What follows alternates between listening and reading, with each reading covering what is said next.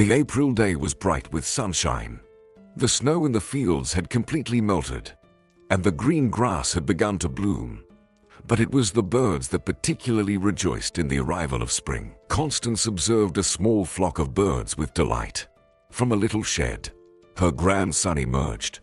He looked around and scattered a handful of grains on the ground.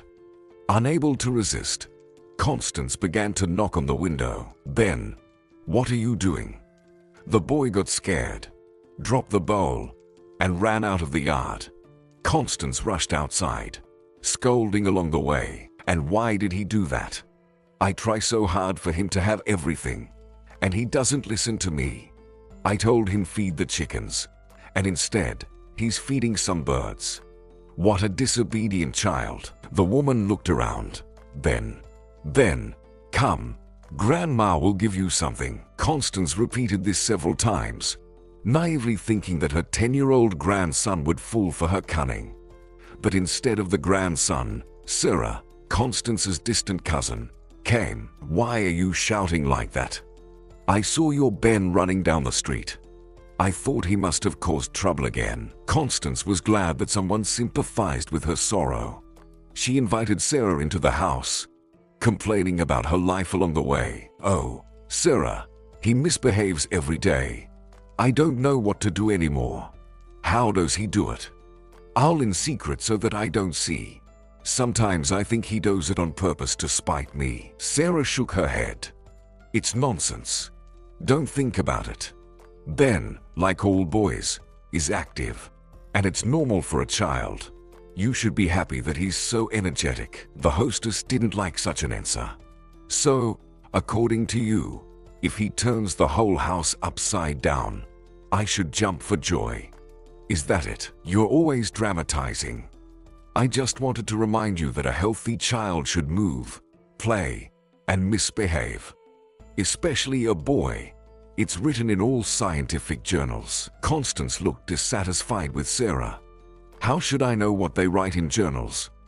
I didn't go to college because I had different problems in my childhood.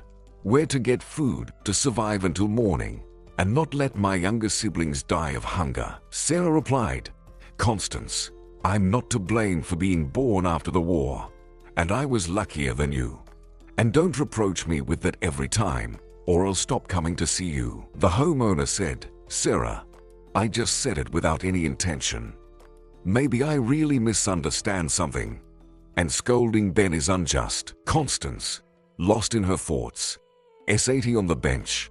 Sarah felt sorry for this brave woman who had endured so many tears and sorrows. She sat down beside her cousin. "Constance, you're wrong in trying to shoulder everything yourself. We're a family, and we should help each other. But you've closed yourself off and are afraid to reach out. And you're even trying to get Ben used to such a secretive life.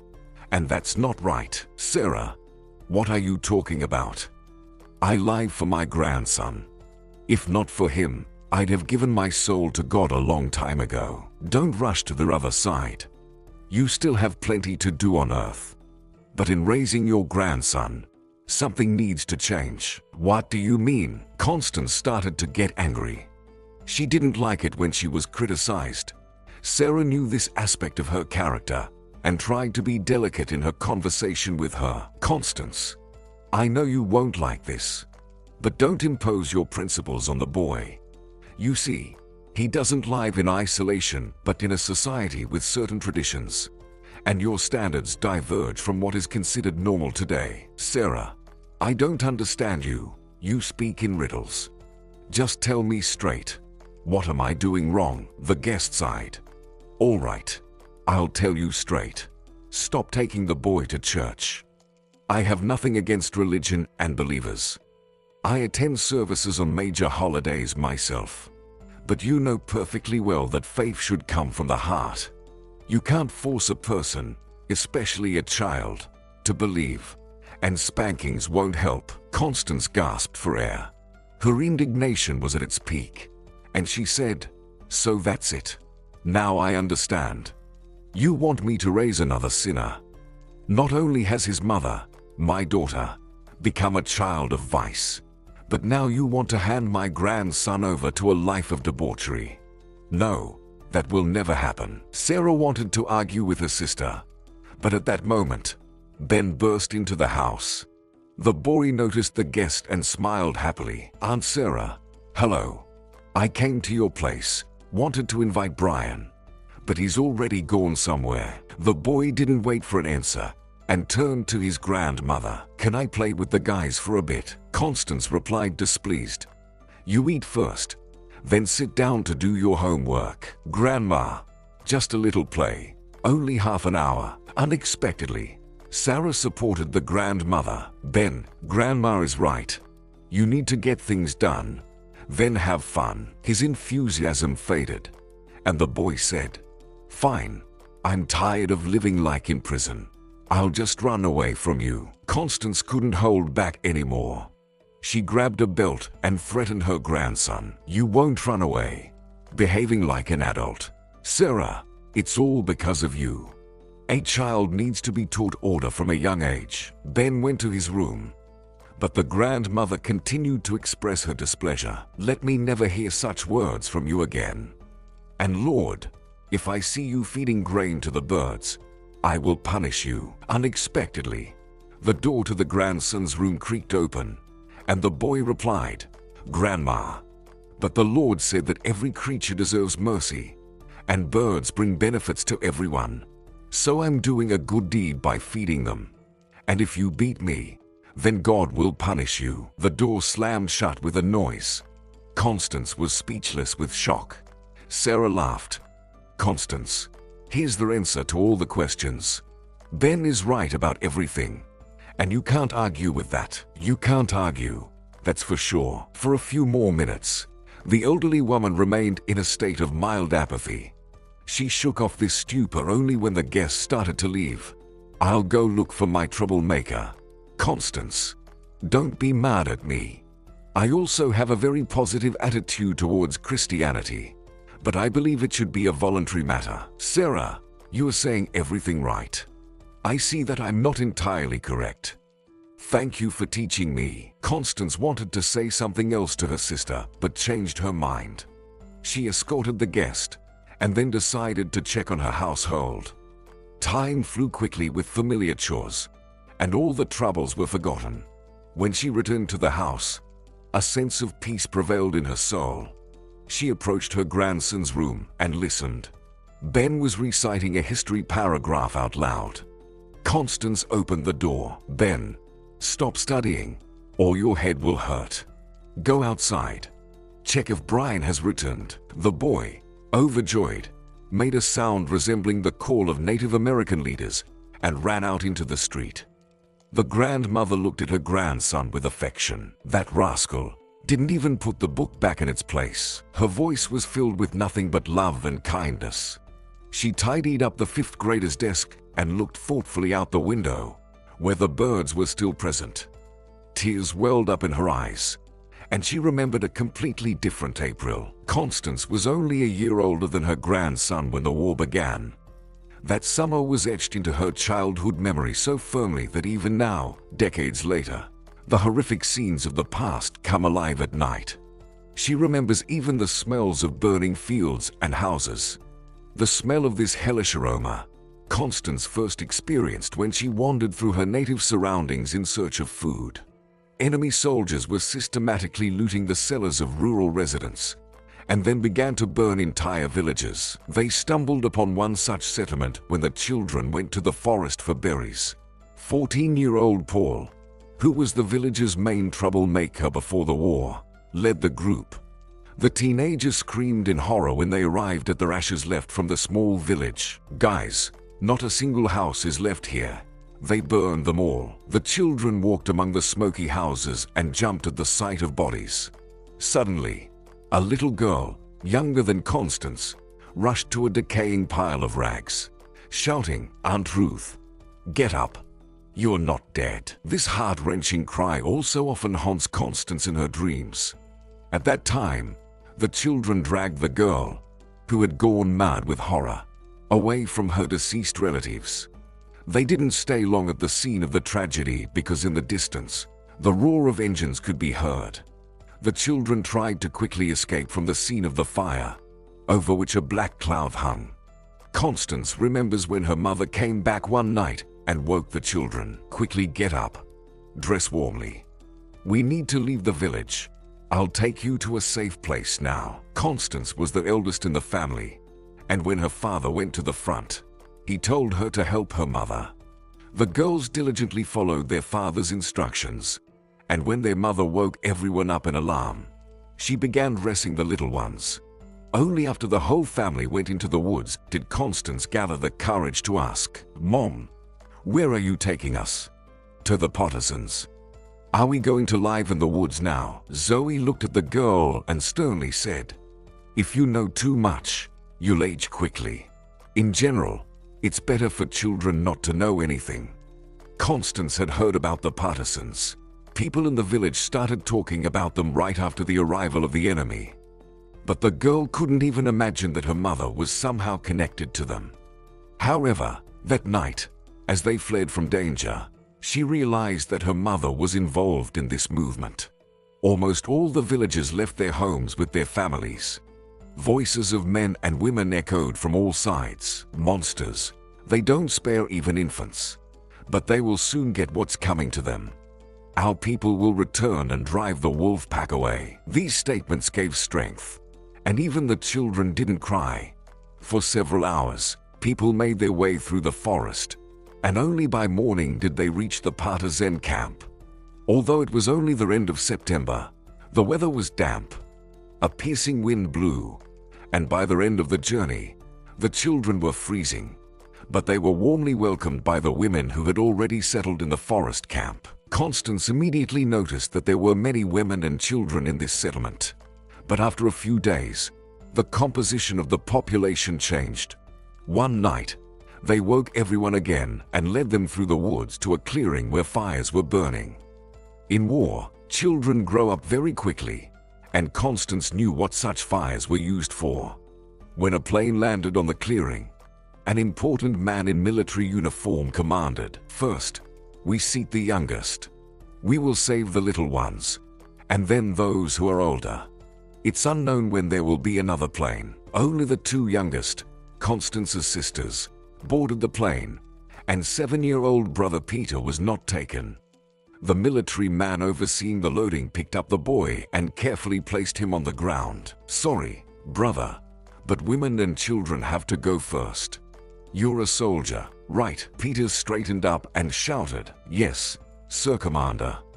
I'm a soldier, and my dad is fighting on the front." The military man hurried to turn away, and for a moment, it seemed to Constance that tears glistened in his eyes. It took only a few minutes to fill the plane with little passengers. The farewells were also tightly compressed, and the women bravely held back their tears. The plane rose into the dark sky, and everyone went back to the camp. Constance heard the military man who supervised the boarding say to the leader of the unit, "Captain Michael, you'll have to take care of accommodating civilians in safer conditions.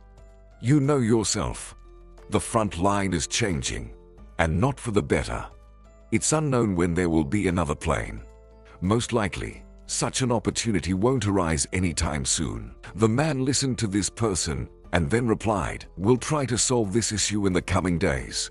Although in such an environment, with enemies everywhere, it's very difficult. But they're afraid to go to the swamp. There are several villages where our authorities still operate. That's very good. It's useful to have such zones behind enemy lines." The next morning, the military man was no longer in the camp, and the remaining children were led somewhere through the forest again. Among their escorts was Zoe. Therefore, Constance and Peter thought that their mom would stay with them. But she immediately shattered their hopes. "Kids, you'll stay with Aunt Nell and obey her in everything." Peter interrupted his mother. "Who is she?" "She's our distant relative. But it doesn't matter. If strangers ask, say she's your real aunt, and your parents are no longer alive." The younger brother was surprised. "Mom, is it okay to lie? I don't want to say that you are no longer here." The boy started crying, and Constance had to comfort him. "Stop crying. Are you a soldier or a crybaby?" The little boy wiped his nose with his sleeve and loudly replied, "A soldier." The mother covered her son's mouth with her hand. "Don't shout. There's no need to attract attention. All sorts of bad things roam the forest now. Yes, kids, don't tell anyone that your dad is at the front." Peter started asking again. Not even to good people, to no one. Only by evening did they reach the village named Cadro, located amid swamps. The settlement had no more than 20 houses, so they quickly found their distant relative. Aunt Nell greeted them quite dryly and immediately warned, "Don't touch anything without asking, and don't misbehave." Zoe smiled at the children. "They are obedient for me. Here, Aunt Nell, take this. It will last for a week." The mother handed a bundle to the homeowner, and Constance understood that it contained food. The homeowner replied, "Oh, come on. You could do without it. After all, we're not strangers. I'll keep an eye on your kids, Zoe, and you be careful out there. Enemies are hunting partisans. Our neighbors went to the city. They say there are announcements everywhere. The new authorities promise a lot of money to those who betray the partisans." Zoe sighed heavily. "I've seen those announcements. Unfortunately, there are people who try to please their enemies for a bowl of soup." The women talked a bit more, but they avoided the dangerous topic. As a farewell, the mother kissed the children and promised to visit them soon. However, she only appeared the following summer. It was a night when someone quietly knocked on the door. Aunt Nell was alarmed and approached the window. She stared into the darkness for a while, then asked with an anxious voice, "Zoe, is that you?" The homeowner was very frightened by the nocturnal visit of her relative. "You shouldn't have come here. Enemies are everywhere. Although they haven't reached us yet, they've already come to Full Rock. They say they've taken revenge on those whose husbands or sons are at the front. So you better not come. Think about your children." The nighttime guest reassured the homeowner, "I understand everything. I won't put you in danger. I wouldn't have come today, but we happened to be passing by. Here are gifts for the kids." Peter was snoring quietly, and Aunt Nell didn't allow him to be woken up. It was better not to upset the little boy. Otherwise, he would cry. Constance couldn't sleep, and you could talk to her, but not for long. The girl pressed against her mother, who gently stroked her short hair. "Sweetie, where did your braids go?" Aunt Nell said to cut them so that insects wouldn't infest. "Well, I like it this way, and my head feels lighter. I brought a piece of soap specifically for you." "Great. Otherwise, I have to wash my hair with ash, and it makes my hair stick together." Constance also remembered the smell of that simple soap forever. At that time, real soap was as precious as gold, so Aunt Nell only brought it out on holidays. This reserved woman lived separately and very rarely communicated with other villagers. She didn't allow Zoe's children to go far from home. Therefore, Constance had to be content with the company of her brother Peter and Aunt Nell. Only in the fall did she go to the nearby swamps with other kids to gather cranberries for the winter. It was the happiest time. Aunt Nell gave her a basket and said sternly, "Don't go too far, and listen to Rick. He knows these places well. And choose the berries carefully. It's better to pick slightly unripe cranberries." Peter watched his sister with envy, and she decided to ask, "Aunt Nell, what if Peter comes with me? We'll gather 2 baskets then." The woman looked at the boy doubtfully. "He's still little. Walking through the swamps is difficult and dangerous." The older sister stood up for her brother. "Aunt Nell, Peter is already 8, and he's strong." The boy was already anticipating their adventure and nodding. "Aunt, I'm really big now. I've grown 7 centimeters. I've even tried chopping wood. You've seen it yourself." The woman looked at his face and smiled. They had lived with Aunt Nell for almost a year, but Constance had never seen her smile. It was the first time. Peter was very pleased with himself, but most importantly, Rick now talked to him as an equal. Berry picking was not an easy task. Flies and mosquitoes were relentless. But despite the difficulties, the children returned with full baskets. Aunt Nell was satisfied. Great. I'll pickle them in a barrel for preservation. As fresh as possible.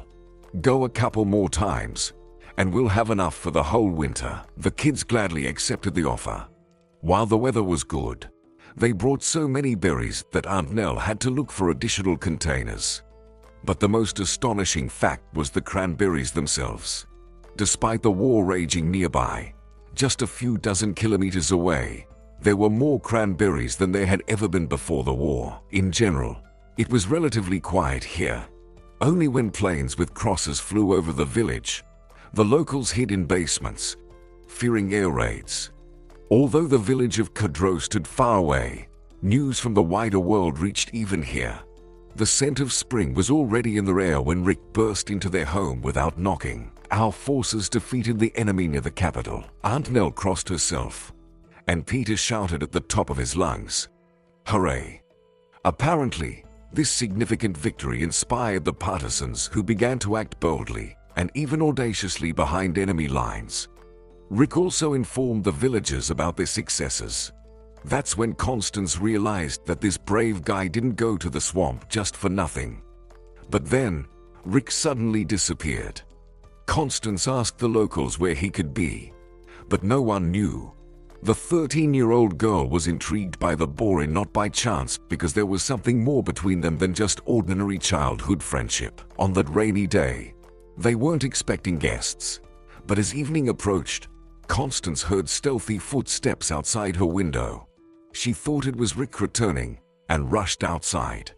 But instead of her friend, the girl saw two unfamiliar men. One of them signaled her to be silent, then ran into the bushes and returned with a burden in his arms. The second person stayed in place. He whispered, "Girl, are there no enemies here?" "No. You can't get here. There are no roads. And through the forest, they are afraid." "That's good that they're afraid. Our people have gone on the offensive." When the second traveler with the burden appeared, he sadly looked at Constance. "Forgive me, dear, for not saying it right away. Your mother got wounded." Only then did Constance realize that the silent man was carrying her mother in his arms. She almost screamed, but covered her mouth in time.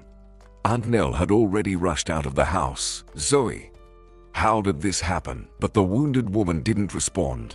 She was delirious.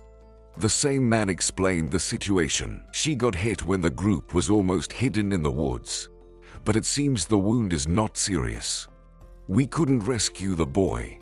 The enemies captured him and took him to Full Rock the same day, sending him to the other side right at the market. They've gone completely mad.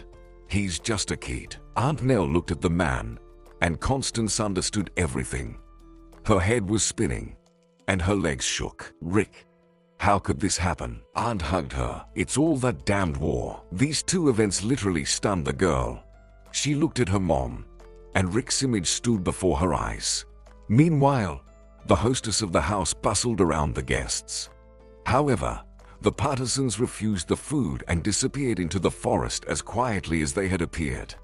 Aunt Nell examined Zoe's injured leg and shook her head. "Oh, even though I'm not a doctor, I can see that things are really bad." Constance and Peter looked at their mom in feverish worry, tears streaming down their faces. The woman's injured limb turned blue, and the wound emitted a foul smell. Aunt Nell calmly said, "Looks like gangrene. I don't know how to help. Constance, go heat some water." The girl ran for the kettle. Nell stayed close to the sick woman. "We need to hide her. God forbid if someone comes to visit. Today, you can't trust anyone.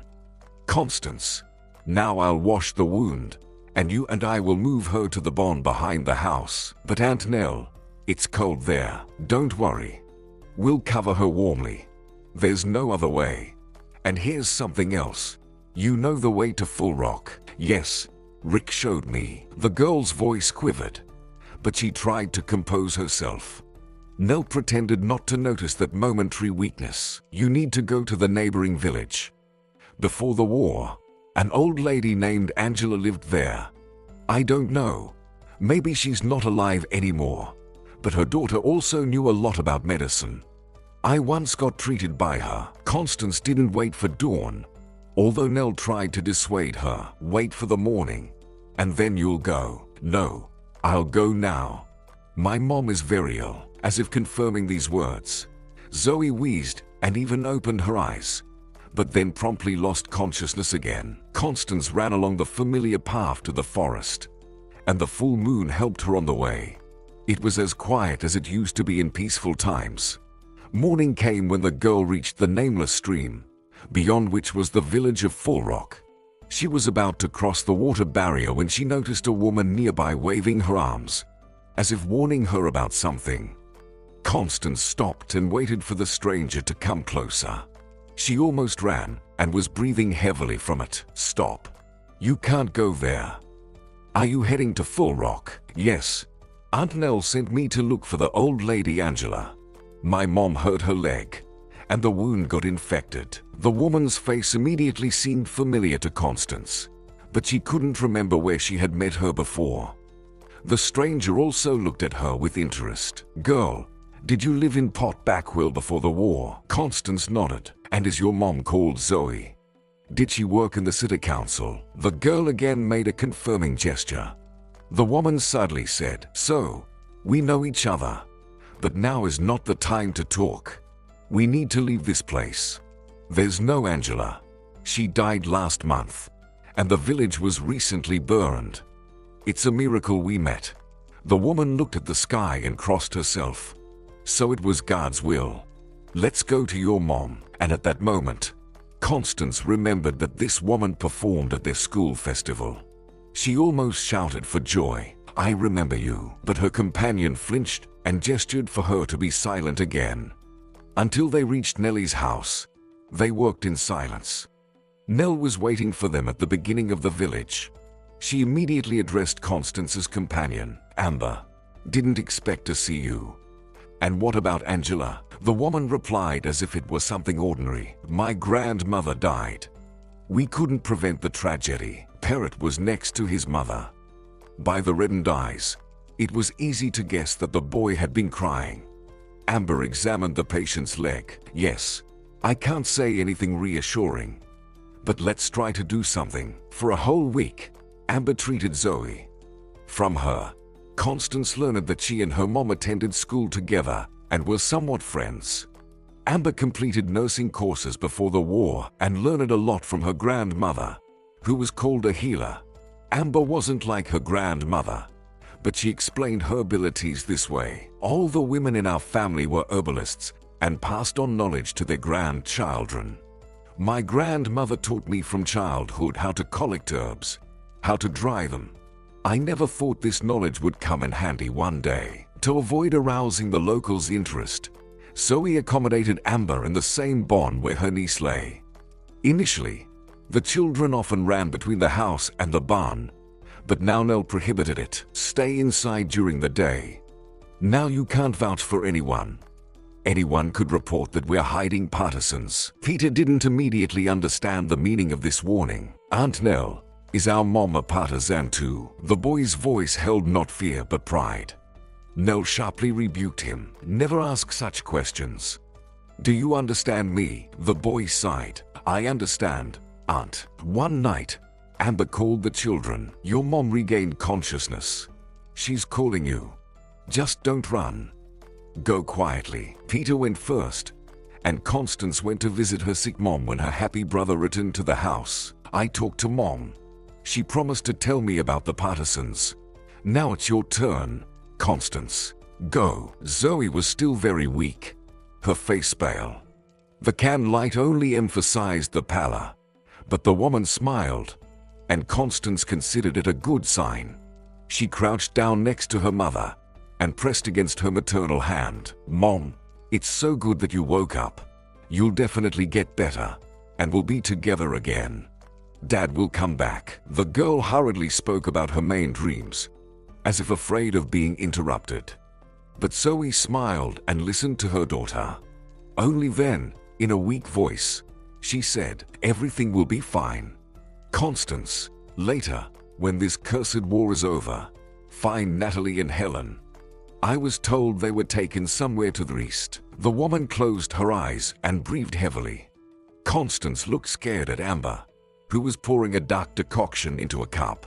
She immediately averted her gaze. "Go, Constance. Your mom is tired. She needs to sleep." Some invisible force kept the girl near her mother. She didn't let go of the warm and familiar hand. So Amber had to lead the girl out of the barn, which had been turned into a makeshift hospital. On the way home, the image of the smiling Rick appeared before her again. That night, she couldn't sleep for a long time, and when fatigue finally plunged her into a restless sleep, she saw her mom and Rick. They stood side by side on a hill near the river, waving to her. Constance ran towards them, but the hill kept getting farther away. Then she cried out and asked, "Why aren't you helping me? Why just smiling?" In her dream, her mother replied, "Daughter, everyone smiles before death." She felt like she was suffocating, as if someone had pushed her off a cliff into the water. The girl woke up as Peter shook her. "Constance, why are you screaming? Had a bad dream." She jumped out of bed and threw Nell's shawl over her shoulders. The door to the barn was slightly open, and on the threshold, Constance saw a crying aunt. "Your mommy died, kids." Constance didn't want to believe those dreadful words, but yesterday she was fine.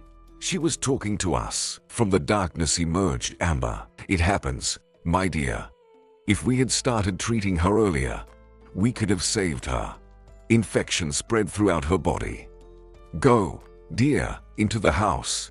Your aunt and I will bury Zoe." Late in the evening, she and Peter stood and cried by the small grave. Constance, for several days after her mother's secret burial, couldn't shake off the haunting vision that had come to her on that fateful night. Over time, her mom visited her less frequently, usually appearing before significant events. Superstitious people believed that this was a way for the dead to warn about impending troubles. The war was gradually receding to the west, and people started returning to their native villages. Constance and her younger brother also decided to return to Potbackwell. Aunt Nell cried. She didn't want to let them go. "Constance, where are you going? It's more fun when we're all together. I've got news to you already." The girl reassured her. "Nell, we'll definitely visit you, but we need to go home. Otherwise, Dad will come back to no one there." But Jonathan, like many locals, didn't return to the hometown. Later, Constance learned that their father had died early in the war. Only ruins remained of their new home, and she and her brother had to start everything anew. Constance remembered what her mom had told her and immediately began searching for her younger sisters. Surprisingly, the search didn't take long, and within a year, almost their entire family was reunited. The new priest helped bring the girls from afar, although in those difficult times, this operation seemed impossible.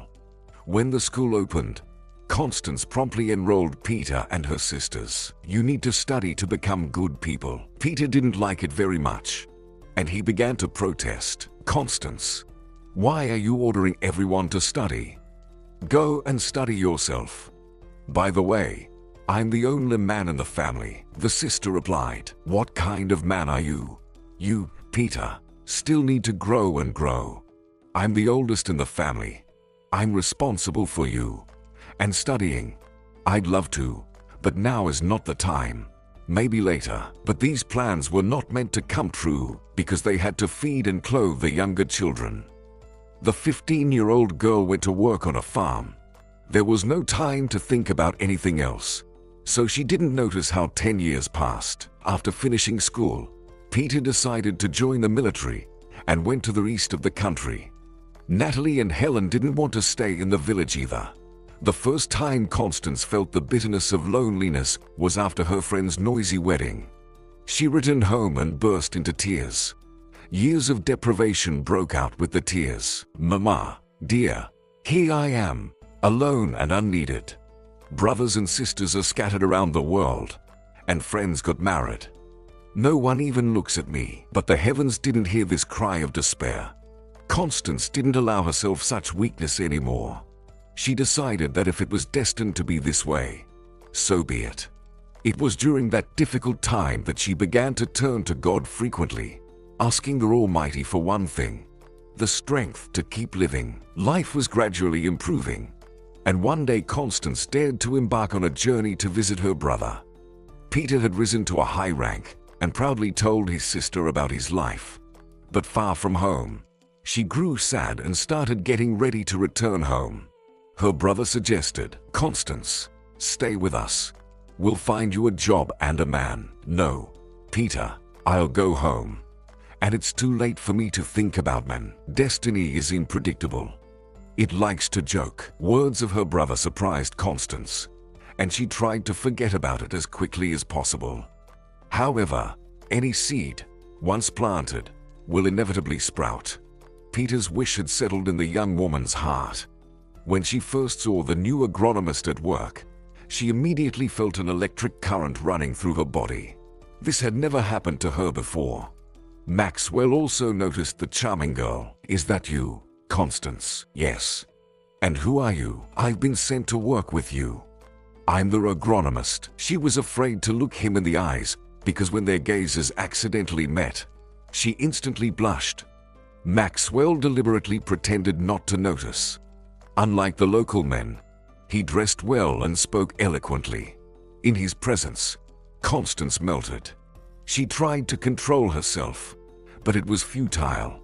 Every touch of the agronomist's hand, every gaze, seared her heart. One day, Maxwell came to visit her. As always, he was perfectly dressed. "Constance, I want to invite you to the movies. There's an excellent film, Indian Night, playing. I've already seen it twice, but I'm ready to watch it again." Although Indian Night had already been shown in Port Backwell, Constance didn't refuse their invitation. As they walked down the street, everyone looked at them with surprise.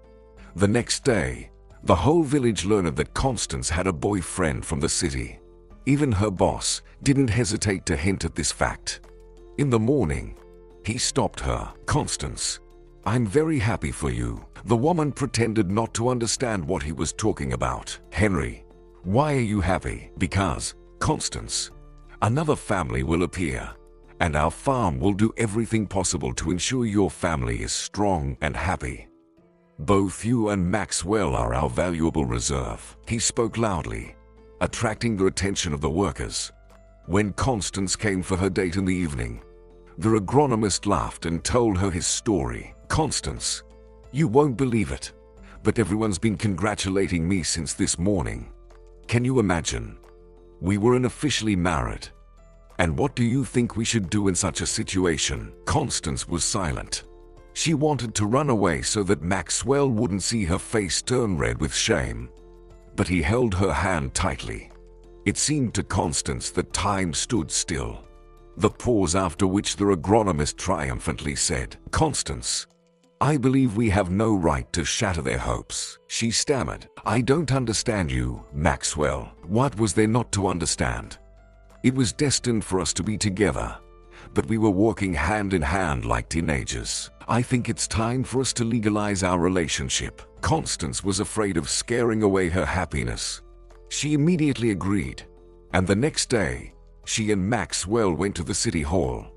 When the secretary took their application, she seemingly asked the agronomist, "Maxwell, your passport looks as if you received it yesterday." The man laughed, "Almost guessed it. I had to restore my documents because I was robbed on the train. They took all my luggage, and it had money and documents." The happy bride didn't pay much attention to this fact, which she later regretted deeply. According to local customs, the entire village celebrated the wedding. In a generous gesture, the farm manager promised the agronomist and his young wife a new house. However, this promise remained unfulfilled. At first, Maxwell was an exemplary family man. He eagerly awaited the birth of their firstborn and even danced outside the hospital out of sheer excitement. And when Constance gave birth to a daughter, the joyful father gave flowers to all the medical staff. The village celebrated this event brightly. Essentially, the husband organized a second wedding in honor of their daughter's birth. When Constance cautiously remarked, "Maxwell, why spend money like this? "We wanted to buy new furniture." The man replied, "Constance, we don't have money today, but tomorrow they will appear." But an event like the birth of a daughter happens only once in a lifetime. There was nothing for the woman to object to, so she remained silent. They named the girl Felicia. The young father explained to his wife the significance of this name. "It's a name for the chosen ones, and in translation, it means sea. Even though our village is far from the sea, let our daughter become the embodiment of one of the most essential elements in the world." Constance wanted to believe her husband's words, but she began to notice that his enthusiasm waned with each passing day. Maxwell increasingly came home from work irritated. He nitpicked at his wife over the smallest things, and once he even insulted her. With the birth of their daughter, the young woman had more responsibilities, so she had to wake up at 5 in the morning to have time to prepare fresh soup for her husband and iron a clean shirt. Maxwell loved everything fresh and was meticulous about this point. On that day, Constance overslept and decided to combine 2 tasks. While the soup was cooking, she ironed her husband's shirt. When something sizzled on the stove, the woman rushed to the kitchen, leaving the iron on the shirt.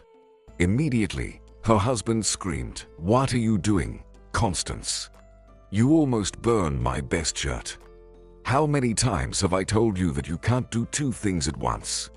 Apparently, the village will stay with you for the rest of your life." Constance stood in the middle of the kitchen, and her husband showered her with insults. He didn't hesitate to mention that he saved her from loneliness and married her out of pity. Maxwell talked about how he endured this rural lifestyle only because of their little daughter. Constance listened and swallowed her grievances. Silently, she gathered Felicia into the cradle and decided that in the evening, she would show her husband the door. But she didn't get a chance because in the afternoon, the news flew through the village that the agronomist had been arrested. Constance ran to the farm, oblivious to the road, bursting into the manager's office without knocking, where a meeting had just ended. She had a moment to catch her breath. "Henry, what happened? Why was Maxwell arrested? What did my husband do?" The leader looked at her for a long time, not knowing where to start the conversation. "Constance, it's my fault for not checking the person and immediately hiring him. The thing is, Constance, the thing is, Maxwell already has a wife. Are you mocking me? Of course, he has a legal wife and a child. You were at our wedding yourself." The manager approached her. "Sit down, Constance. You didn't quite understand me. This scoundrel, whom I trusted, has a wife and an almost grown-up son in the city. He disappeared, abandoned his family, and they were looking for him, thinking something bad happened to him. And he got himself new documents. But this fact will be dealt with. In short, Constance, we had to deal with a fraudster, and he looks like a perfectly decent person." Constance doesn't remember how she got home, but then she picked up her daughter from the daycare. She was afraid to go outside unnecessarily because it seemed to her that everyone was pointing fingers at her. She didn't try to find out the fate of the marriage swindler. That's because she hated this person. If it weren't for her aunt and her daughter Felicia, she wouldn't know how she would have survived this period. But when the news of what happened to Constance reached her relatives, they never left her alone for a minute. Thanks to this help, Constance endured this shame, but hope in her soul died forever. She no longer made wishes for the future and completely stopped trusting people. Following the advice of Sarah's mother, she sought solace in prayer. Constance, one cannot live in disbelief. One must strive for something. The young woman was most annoyed when people began to pity her, so she didn't want to continue this conversation. "Aunt, I appreciate your concern, but it's better not to talk about it. What is there for me to believe in? Only in myself." "You're wrong. Life burned not only you. Others have faced worse tragedies, and they don't lose heart. You should go to church. Pray. You'll see. It will get easier." And Constance went to a small church for the Sunday service for the first time. She didn't know any prayers and just watched and cried. And indeed, Suddenly her soul became brighter. The next Sunday, she went to church again, and then, following all the rituals, baptized her daughter Felicia. But the traditional ritual did not save the girl from bad deeds. Perhaps it was the bad inheritance that played a role in her character. This is what she always said when people openly spoke to her about her daughter's unworthy behavior. She took after her father, just as wayward. What can I do about it? In early childhood, Felicia was her mother's pride. The girl read poetry and sang. In elementary school, she had the best grades in the class. The mother was proud of her daughter's achievements and made plans for the future. When my daughter finishes school, goes to college, then I can peacefully live out my old age. Sarah's sister was skeptical about such predictions. Constance, you're repeating the same mistake you made in your youth. No one knows what will happen tomorrow. My mother wanted to plant flowers in the spring, but she had a heart attack, and that's it. No more person. Constance replied, I have the Lord with me, and I know He will not abandon me, and heavenly grace will come down on my daughter someday. But instead of heavenly grace, Felicia was possessed by a devil. The girl matured too early for her age. She was in the 8th grade when her mother first smelled alcohol on her. Constance didn't even consume strong drinks on holidays. She could only have a glass of wine, and that was it. Her husband, Maxwell, also disapproved of drinking. So the woman immediately took action to correct her daughter. She punished her, locking her in. But for the resourceful girl, such restrictions were just a childish game. In the first days of house arrest, she escaped through the window, but it only escalated from there. In the 9th grade, Felicia got a trendy haircut and dyed her hair. She started dressing in hippie-style clothes, but the main downside of her disobedience was her studies. By the end of high school, Felicia had deteriorated. Constance went to the school principal herself, but she came at an inconvenient time, as the principal was in a hurry and hardly listened to the student's mother. Constance, I sincerely sympathize with you, but I don't understand what you want from us. We can't monitor every student. A person's character is primarily formed in the family, and you should have raised the alarm earlier. The woman, still not receiving support, went home. Like a life buoy, she grasped at any method that could redirect her lost sheep onto the path of correction. When her daughter came home from school, she ordered her in a commanding tone, "Get ready. You're coming with me." The girl became wary. "Mom, you talk as if you want to turn me into the prison." Constance looked at her daughter. "God forbid you come to that. And while there's still time, let's go to church. You need to confess." Felicia objected. "Mom, what nonsense. I'm not going anywhere.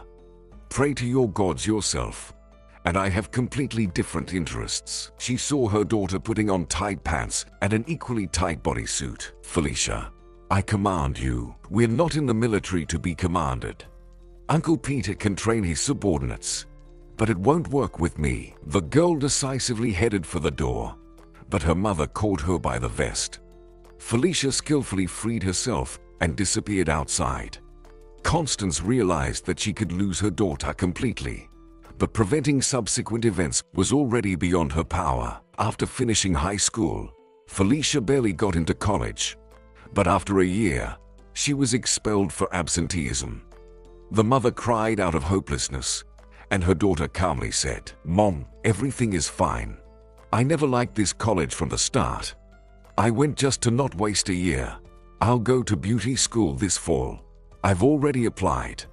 It's a lucrative profession, and that's very important in our time." Fortunately, Felicia successfully completed the hairdressing courses. She got a job in the city, but after 6 months, she quit.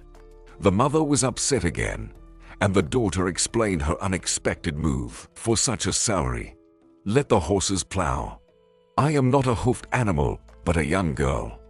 If things get tough, I can easily do haircuts and hairstyles at home."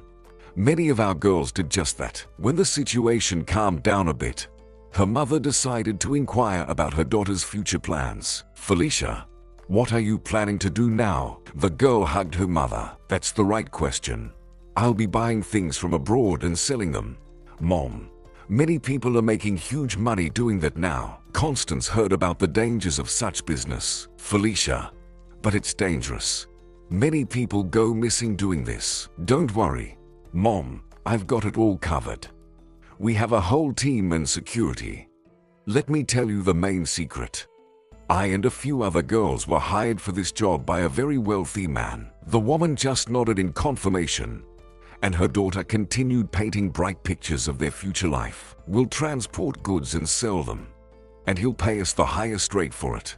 You can get rich quickly in this business, so everyone is going abroad now. As soon as I have money, I'll buy an apartment in the city, and we'll live together, enjoying red caviar every day. But these dreams were not meant to come true because Felicia disappeared again for a long time. She occasionally called her mother and sent money a few times, and Constance believed in the success of her dubious business. She engaged in this profitable business for 3 years. It was late autumn when Felicia returned to her native village. Constance was delighted with the long-awaited guest and didn't immediately notice her noticeably protruding belly. She hugged her daughter. My dear, back to Mom. Are you here for a visit, or for good? The girl cautiously freed herself from her mother's embrace and took off her short coat. Constance was speechless. Felicia, with her usual calm, said, Mom, why are you so worried? There's nothing surprising about my condition. All girls grow up eventually and then become pregnant. This shameless calmness upset the mother. All normal girls get married first and then have children. And you're asking me to be happy that my daughter got pregnant from who knows whom? Why, who knows whom? The father of the child is my boss.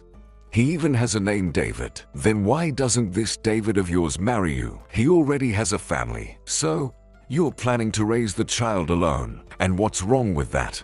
I'm following your destiny. After all, you also raised me alone. There was a hint of her mother's unsuccessful marriage in the girl's voice. In a fit of anger, Constance raised her hand to slap her daughter, but she stopped in time.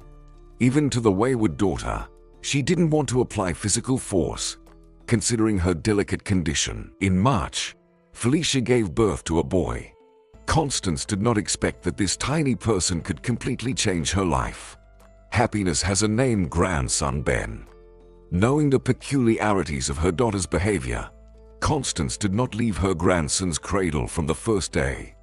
Unpleasant thoughts crossed her mind, which she once shared with Sarah. Sarah, I don't know what's happening to me, but I'm afraid this unstable behavior will happen again. They were drinking tea with raspberry jam. The guest absent-mindedly stirred her tea. Constance, I don't even know what to say, but such an option is not excluded. Moreover, you can't do anything about it because Felicia is the child's mother. Is there really a law that allows her to do whatever she wants with Ben? The mother is responsible for the child's life. If she fails to fulfill her duties, she can be deprived of parental rights. But you won't report your own daughter, will you? The woman recoiled in fear, then said, No, God. I was just curious to know. I'm really worried about the baby. And Felicia is smart enough to take care of the child. Constance lived in constant anticipation of something bad. But Felicia no longer behaved recklessly. She prepared formula for her son, took him for works on schedule, and rocked him in her arms when the boy was fussy. In short, she behaved like any mother, and Constance was somewhat reassured. Secretly from her daughter, she even looked for a job for her, and Sarah promised to help. Constance, I've received accurate information that there will soon be an opening for an assistant in our daycare. We can arrange for Felicia to work there if she wants. But the young mother was not satisfied with such a prestigious position, although she listened attentively to Constance. Mom, since you started this conversation yourself, I have to confess that I have slightly different plans. A chill ran through the woman. Do you want to leave and take Ben with you? Felicia was surprised by her mother's reaction and tried to reassure her. For now, I can't take him with me. He's still too little. But I won't be idle on your couch. I called David, and he said he's waiting for me." The woman looked at her daughter hopefully. "Did he decide to marry you? That's good. At least the child will have a father." Felicia replied, "No, for now, he's just inviting me to work. I don't know, maybe later he'll make me an offer, as he doesn't deny his son." "Will you let me go?" "Of course. Go if you need to." For 3 more years, Felicia worked for David, and he was getting richer. She came rarely, but regularly called and sent money. Constance tried to make sure her grandson lacked nothing but didn't spoil him too much. One day, people in uniforms came to their house and began waving some papers in front of Constance's face. "We have a search warrant. Felicia, your daughter." Constance didn't understand what was happening and why these people had come to their house. She said bewilderedly, "Felicia hasn't been here for a long time." "What are you looking for?" One officer winked at the woman. "Various substances. Grandma, your daughter got caught up in this. They caught her transporting illegal substances. Now she'll get a long sentence." Constance tried to protest. "Why did you create such chaos here? You scared the child to death. My daughter has never been involved in this. It's all untrue." The investigators turned the whole house upside down, but found no substances. The same officer sadly remarked, "Yeah, Grandma, we found nothing." But at that moment, Constance was concerned about something else. "Tell me, what about my daughter? Can I see her?" "If the investigator allows it, you can." Constance asked Sarah to look after her grandson and went to the city. The investigator understood the request of the distressed mother and immediately granted permission for the meeting. Constance had imagined this encounter many times. She had prepared a speech for her daughter, but when she saw the exhausted figure of the young woman, she felt uneasy. "Felicia, what have you done? This is not like you at all. It's all because of your David." "Mom, it's complicated. You're right about one thing. I got involved where I shouldn't have. David was killed, and I was set up. I can't do anything now.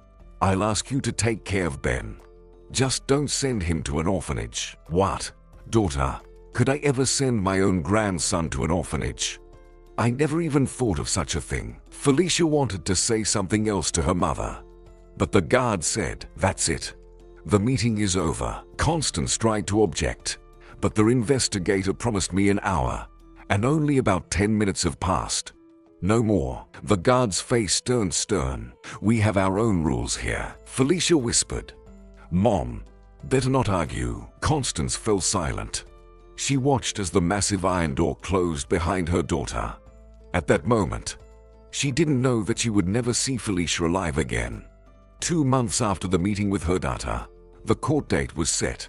But one early morning there was another knock on the door. The woman was already afraid of unexpected guests and flinched, anticipating bad news, and her intuition did not fail her. A police officer stood at the doorstep. He carefully averted his eyes, and when the hostess invited him in, he said, "Constance, let's talk here. Your grandson is there. There's an issue. Your Felicia has passed away. They said she did it herself, right in the cell." Constance screamed for the whole street to hear. The police officer left immediately, and neighbors and curious onlookers surrounded the woman's house. Everyone stood silently, watching the despairing woman. If Sarah hadn't arrived in time, it's unclear how long this scene would have lasted. The sister led the distraught woman into the house. "Stop, Constance. You'll scare the child." This warning worked better than any sedative. Constance hugged the bewildered boy. "It's just us now, my boy." Constance still fell ill. The nervous shock took its toll, and the fact that she couldn't even bury her daughter broke her completely. Ben looked at his grandmother with fear from the corner, and she just cried quietly, repeating often. He felt sorry for the woman she was talking about. Since Grandma was so upset, she must have been a good woman. But he couldn't remember her and couldn't figure out whether he should cry too or not. Grandma loves and cries for no reason. When the woman went to arrange the documents for her grandson, Problems arose immediately. An official in an expensive suit looked disdainfully at the visitor. "Woman, do you even realize declaring your rights here? After all, a child is not a kitten. He needs to be dressed and fed." Constance didn't understand where this unpleasant woman was going, but she didn't want to start a conflict either. Trying to win the woman over, she replied, "How could I not know? I've been raising my grandson since his birth." This acknowledgement meant nothing to the lady. "This fact means absolutely nothing. Much more important is another circumstance: your age. And the guardianship authorities have reasonable doubts that you can provide the child with proper care. After all, you will soon need outside help yourself." Constance couldn't endure such humiliation, and involuntarily she burst out, "You're just awful." The official widened her eyes and began to adjust the curls on her head.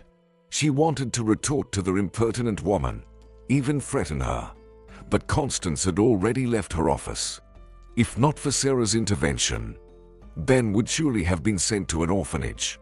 However, the sister went the next day and secured the grandmother's right to guardianship. After her daughter's death, Constance turned even more to religion. She considered herself guilty of what happened. "It's all because of lack of faith. If I had prayed diligently, Felicia would still be alive, and Ben would have a mother." Such reasoning bewildered Sarah. She couldn't believe that her older sister, always capable of rational thinking, suddenly plunged into superstition. The problem was that the basics of paganism and true faith had gotten mixed up in the consciousness of the not-so-young woman. But any attempt to prove this to her always ended in failure. Constance took offense at criticism, called her sister an atheist. The saddest part was that she tried to introduce her grandson to this trend. When the boy was little, he obediently followed all his grandmother's demands. But by the 5th grade, kids at school started making fun of him. "Ben, you've got a bump on your forehead, probably from bowing in church. Ben, when you grow up, are you going to become a priest?" The most hurtful part was that he was mocked not only by boys, but also by girls. So, right after classes, Ben went straight home. He had no friends in his class, and in all 10 years, he never participated in school events. The constant teasing caused emotional discomfort for the teenager. He really wanted to play football with the other kids and work home from school with his classmate Katie, whom he secretly admired since the 4th grade. But his grandmother's parenting methods completely deprived him of the ability to make independent decisions. He started running away from home when he had to go to church with his grandmother. To avoid being found by Constance, he went to the river and spent time there until evening. "Do as you wish, Ben. I just want to tell you something.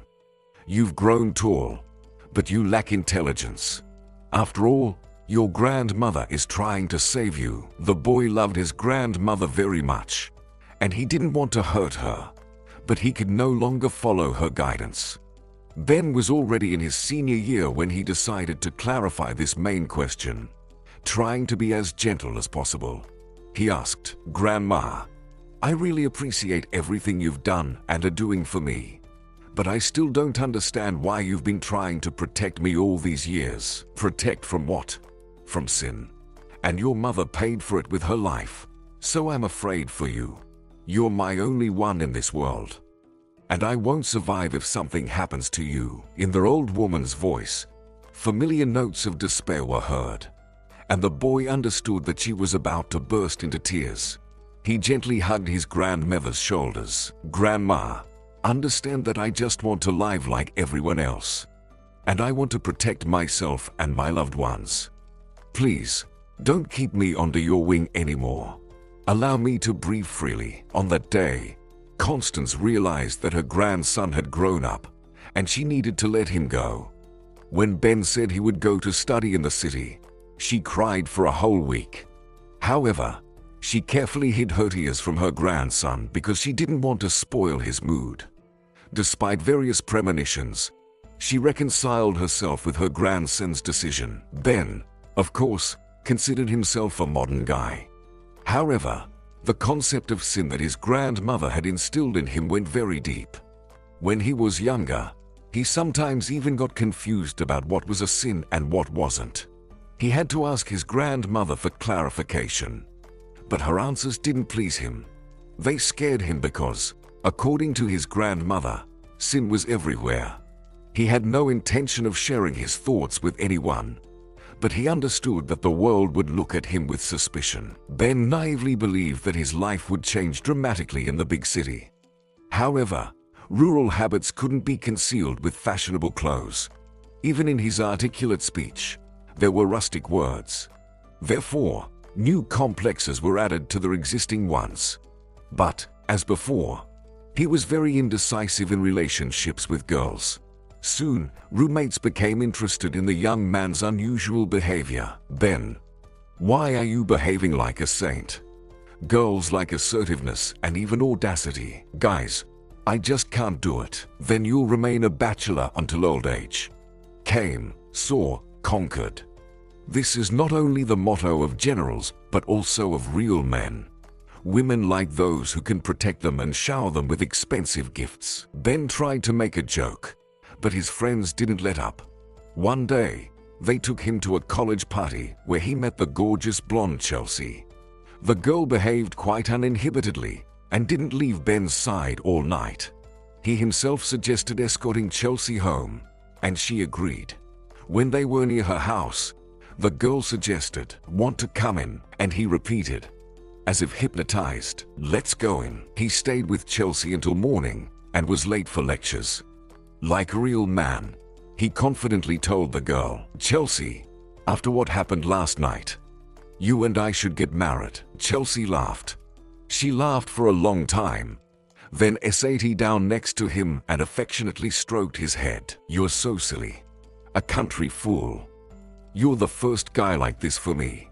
But thanks for the proposal. Honestly, no one has ever asked me to marry him before." Ben was shocked. He began to realize that meeting this girl and all subsequent events didn't happen by chance. But most importantly, what struck him was the ease with which Chelsea spoke about such delicate matters. "Chelsea, have you had men before me?" She wasn't even embarrassed. "Yes, dear, and more than one." He walked down the street, and in his ears echoed the girl's voice. "It's impossible to live your whole life pure. There comes a moment when you have to get dirty, even if you don't want to. I used to be a good girl too, dreaming of a prince, but then I had to provide certain services." For Ben, it was a shock. He understood only one thing. Right now, he came face to face with that very sin his grandmother constantly warned him about. It's just not very clear why no one punished him. And the most incomprehensible thing, why has no one punished Chelsea so far? It was unclear, and therefore quite scary. He even made 2 extra circles around the dormitory just to somehow sort himself out. He couldn't figure it out, so he had to go to the dorm in a bewildered state. Well, if his punishment catches up with him, it will happen anywhere. He returned to the dormitory feeling down. The organizers of that evening were already waiting for him in the room. So, then, at first, he wanted to express everything that had boiled up. But for some reason, he smiled and said, "Everything's fine. Just don't do that to me anymore. And for yourselves, such a venture probably didn't come cheap." His friend winked at him. Chelsea agreed to give a discount, like for students. The feeling of disgust quickly disappeared. And after that night with Chelsea, he no longer avoided girls. But in his mind, the confession of the first woman that there were other men before him stuck firmly. So, towards all the female friends he had, he now treated with suspicion. Of course, his grandmother's upbringing had an impact. After all, Constance used to repeat that women of loose morals were the spawn of the fiery devil. Although Ben was used to believing his grandmother. However, over time, it seemed to him that the fiery devil wasn't that bad if it gave birth to such beautiful, such tender girls who absolutely asked for nothing in return. Ben decided to spend his first summer break from college in his hometown. Constance didn't leave her grandson alone for several days, trying to fulfill his every wish. She even arranged with a neighbor to bring fresh milk for Ben every morning. The young man didn't expect such care from his grandmother. "Grandma, why are you trying so hard? I'll get fat at your place. Ben, you're thin. To make you fat, you need to feed you for a year." In addition to hearty meals, the young man introduced his daily routine of bathing in the river. Of course, as soon as Ben arrived, he started chopping wood. On that June day, he got very involved in his work. He wanted to finish with the firewood quickly and then repair the barn. Constance often went out to the porch and pleaded, "Ben, take a break." But he didn't want to look like a weakling in the eyes of his grandmother. "Grandma, I'll finish now and go for a swim in the river. Be careful. The water is cold." "Nice water, Grandma. I swam yesterday." Ben finished with the firewood and ran to the river. He jumped from a small cliff, and the icy water immediately burned his body. Indeed, it's cold. Ben swam twice to the opposite shore and back. By the evening, he felt weakness, and the next morning, he couldn't get out of bed. All his muscles ached, and his throat hurt. When Constance peeked into his room, he said, "Grandma, I think I'm sick. My whole body hurts, as if I've been beaten. I told you so, but you didn't listen to me. You do everything your way. Oh, now I'll treat you. You'll drink milk with honey, and everything will pass." Constance began to treat him, and at first, it had a positive effect. But after a day, Ben got even worse. He started coughing and struggling to breathe. A treacherous thought appeared in his grandmother's mind. "My daughter is gone, and now my grandson got sick because of you." She spent the whole evening in prayers, but it didn't help. Then she called Sarah, but she had gone to the city to be with her daughter. Constance rarely went to the hospital because she didn't trust medicine in general. But this time, she went to the local medical point. However, Nurse Miranda wasn't there. Only Fred, who performed the duties of a cleaner and sanitation worker, looked at the woman and said, "Every person has the right to rest, and nurses should rest too. Miranda went on vacation, and what should we do if someone gets sick? You should go to the city or call an ambulance." Constance didn't listen to Fred and went home. Ben's condition was getting worse with each passing hour. His face turned pale, and his lips turned blue. He tried to smile. "Grandma, don't worry. Everything will be fine. Don't reassure me. I see that not everything is fine. You stay here, and I'll go to Cadro." "How will you get there?" "I'll ask a neighbor to drive me. It's 8 kilometers on the new road. We used to work there. It took a long time." "Grandma, what's in Cadro?" "There's a woman there. She heals with various herbs." Ben tried to object. "Grandma, please, not this. I don't believe in sorcerers and fortune tellers. We're civilized people. Call the nurse. Let her give me an injection." "No, Miranda, she's on vacation. And to the city is almost 50 kilometers. Where can I take you in this condition?" Ben wanted to say something else, but Constance said, "Be silent. Listen to what Grandma says, and I won't wish you anything bad." Tears were heard in the woman's voice. "Do as you please, Grandma. Now my life is in your hands." The neighbor never refused locals a small favor, and Constance was particularly respected by Ron. As soon as the elderly woman told him about the problem, he said, "Get in, aboard my iron beast. We'll get to Cadro in 15 minutes." Constance often visited the places of her childhood. When she and her brother returned to their native village, Amber stayed to live with Aunt Nell. Nell lived only 5 years after the war, and Amber stayed in her house. Soon after Nell's death, she married a blacksmith who returned from the war with one missing arm. The couple had a daughter, Olive, who lived briefly in the city and then returned.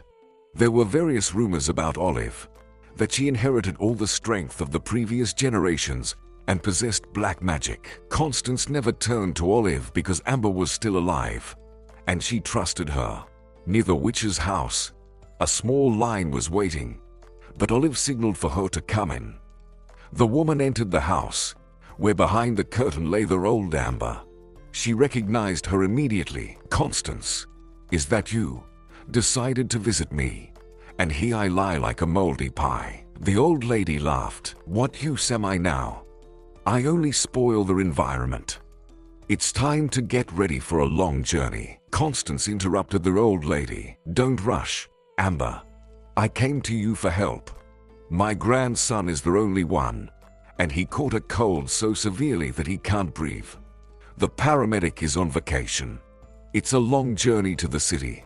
So, I came to you out of old friendship." Olive peeked behind the curtain. "Aunt Constance, are you kidding? She can hardly stand on her feet. I'll finish my work and check on your grandson. Or do you not want to deal with me?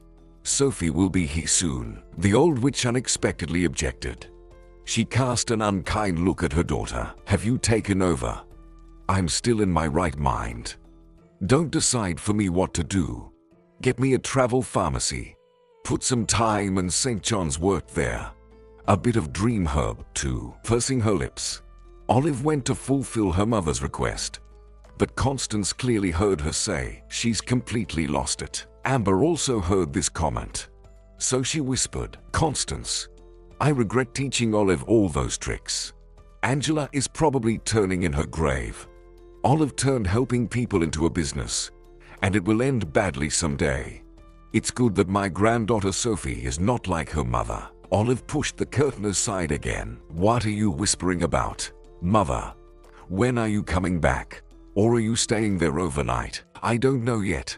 I'll decide there." Before getting into the car, old Amber asked, "Have you been to Mom's grave?" Constance wiped away a tear. "Yes.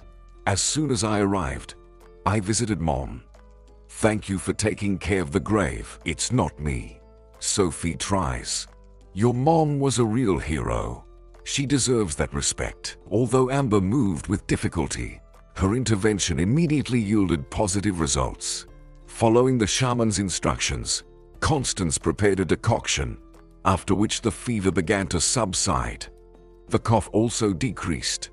By the morning, Ben, for the first time in several days, had an appetite. Amber stayed with them all day, and the young man was amazed by the energy of this old lady. And when he learned that she had already turned 100, he was completely shocked. "Amber, are you kidding? It's the first time in my life that I'm talking to someone who's 100 years old." The old lady looked at him strangely. "Oh, boy, you have no idea how many amazing things there are in this life. You yourself don't realize what will happen to you soon." Intrigued, Ben asked, "Tell me what will happen so that I can prepare for it." "You can't prepare for something like that. But I can say one thing, we'll meet again very soon." "Of course, we'll meet. I'll definitely come to visit you." The old lady didn't like that he interrupted her. "Don't rush. Haste leads to trouble. Tell your wife not to rush. And show your son to Sophie, not Olive. She's the strongest in our family. Help her when she asks for it later." Ben remained in a trance for a long time. He didn't even realize when the charming centenarian managed to hypnotize him. However, he had no doubt that she possessed this method. He felt a bit uneasy and called for his grandmother loudly. When she came, he asked, "Has Amber already left?" "Ben, what's wrong? We saw her off just yesterday." He stared wide-eyed. "Grandma, I don't remember anything. She definitely bewitched me. Why did you bring a witch into the house?" He jumped out of bed and started getting dressed, while Constance watched him. "Ben, you've recovered. And the cough is gone." He, too, froze in amazement. But his confusion didn't last long. As an educated person, he quickly found an explanation for his miraculous recovery. "Grandma, please don't make up stories that the old lady saved me. I'm just young, and my body is strong." So the illness retreated. Although Ben had doubts in his heart, he convincingly told himself that he had healed on his own. Summer was coming to an end. Ben was already planning to leave back for the city when Ron's car honked near the house. The young man came out onto the porch. Ron was agitated and wiped sweat from his face with a handkerchief. "Ben, where's Constance? I came for her. What happened? The old healer died last night. The old lady who treated me, yes, her. Ben felt a bit uneasy because he remembered the words of that old lady vividly. He told Ron, "Go inside. Grandma will come soon." She went to the neighboring street for milk. The sad news wasn't a surprise to Constance. I felt it. I had a bad dream recently, as if Amber and my mom were hugging. I immediately thought that perhaps they would meet soon. They were silent all the way to Cadro. Ben contemplated their incredible coincidences, while Constance mournfully thought that her turn to leave this world would come very soon. Olive welcomed the guests. "Come in." The guests entered the house. It was dark in the spacious room, lit only by candles. Ben immediately noticed the girl sitting near the coffin. She just looked in their direction, and he shuddered. For the first time in his life, he met a girl with eyes of emerald green. It astonished him so much that he couldn't take his eyes off the stranger, who appeared to be no older than 20. Ron whispered, "That's the old lady's granddaughter, Sophie. A strange girl. People say about such individuals that they're not from this world." Constance approached the coffin and began whispering something. The green-eyed girl nodded to her, as if they were old acquaintances, and again stared into the distance. The healer was buried next to her friend. As the funeral ceremony approached its end, Sophie approached Ben. Grandma asked to bury her next to this beautiful woman. They were friends. "I know. She's my great-grandmother." The girl looked at him. "And you look a lot like her. We have old photos in our museum. They're black and white, and not of great quality, but the resemblance is unmistakable." In the following days, the young man recalled their encounter with the healer and her words. These memories were so emotionally intense that he said out loud, "So, that's what the old lady was talking about?" Constance asked, "What are you talking about, Ben?" "It's all strange somehow. When the healer was healing me, she kind of made a prediction. At first, I thought it was nonsense, but now I see that it's not, and it even scares me. When she was leaving, she said that we would meet again soon.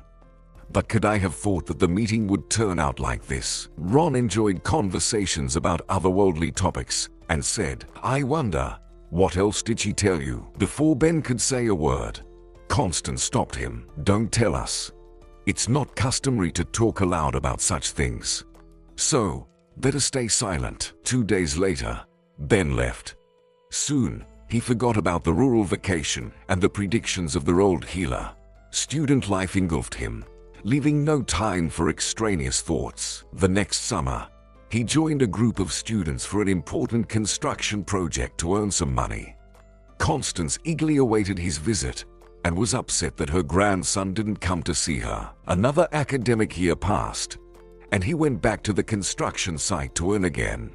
His grandmother stopped answering his calls and letters. The main mistake of the younger generation is thinking that they have plenty of time ahead. However, the elderly know well that their life limit is severely restricted. Constance sensed her imminent end.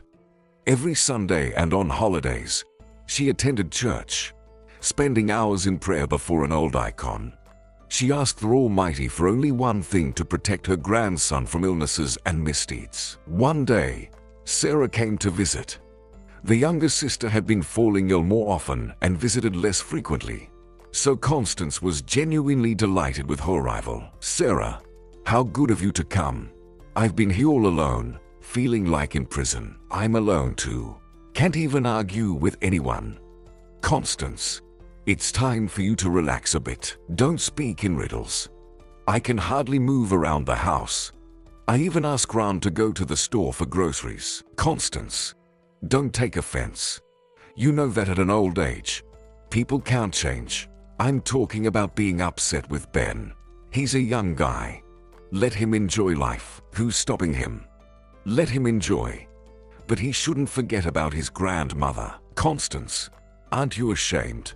He calls you every day and even writes letters." "Yes, and I don't answer because he hurt me, struck at the core of my heart." "Constance, what about forgiveness?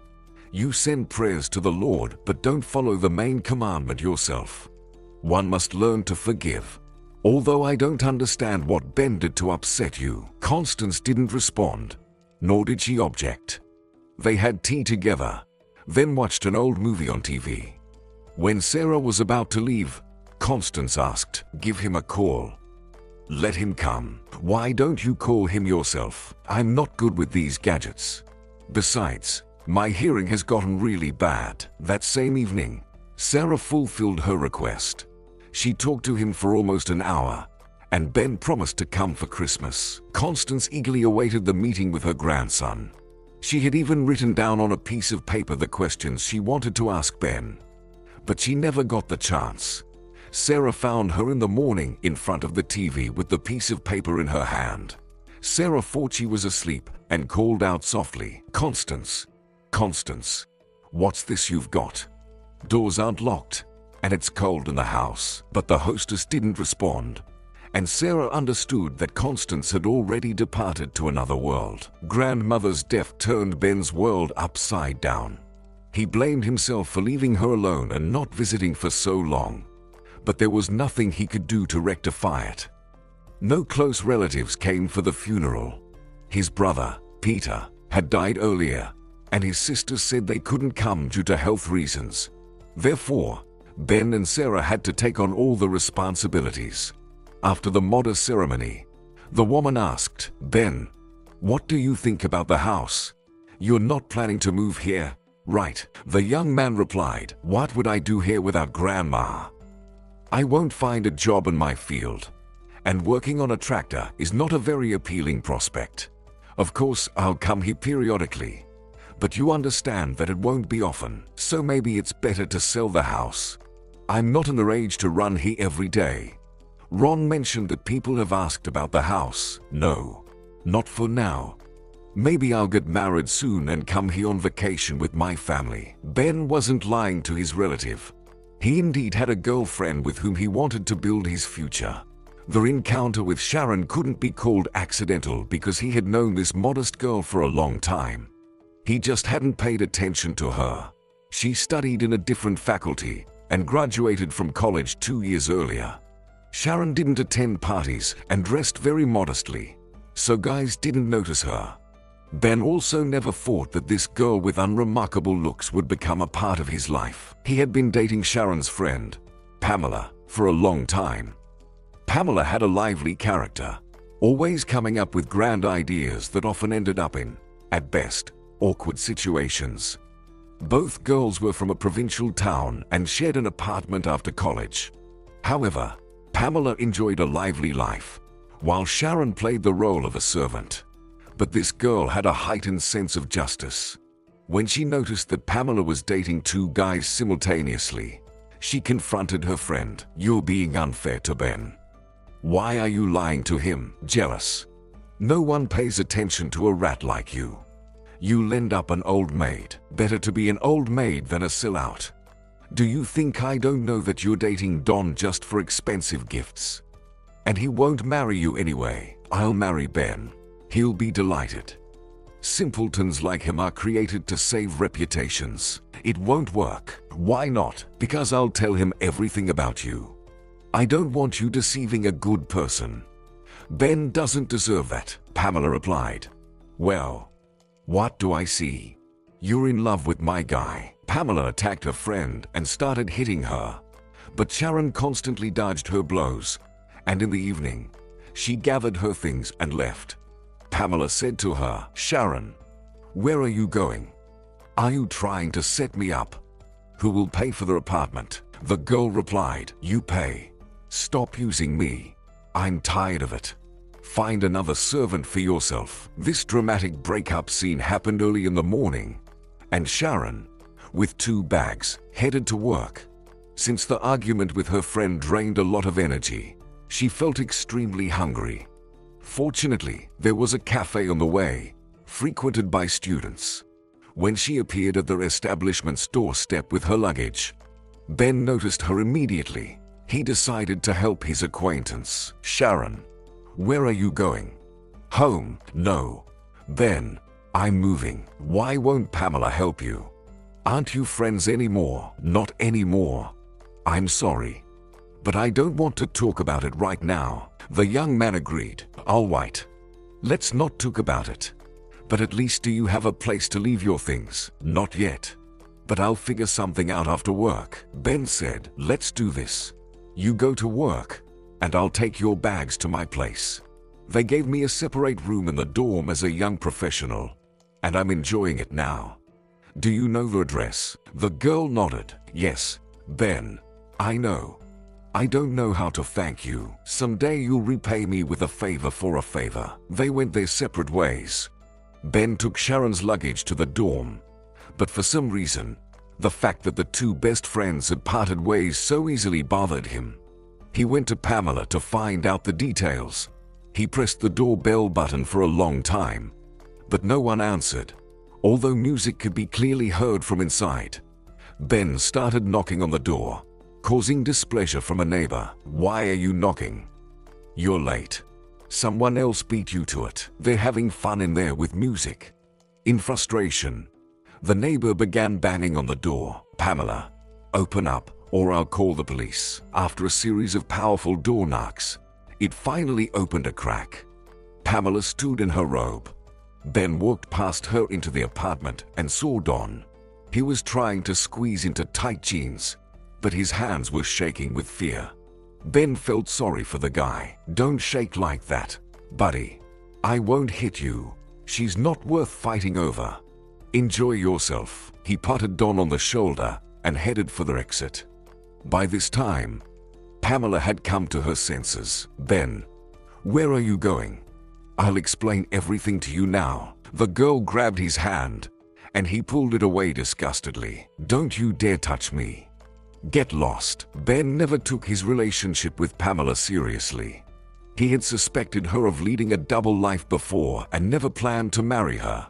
So the breakup was a natural process, without any unpleasant consequences. In the evening, Sharon came for her things. Ben asked her, are you sure you found a place to live? It's okay. I'll stay in a hotel for a few days, and then I'll find something. You won't have enough money for a hotel.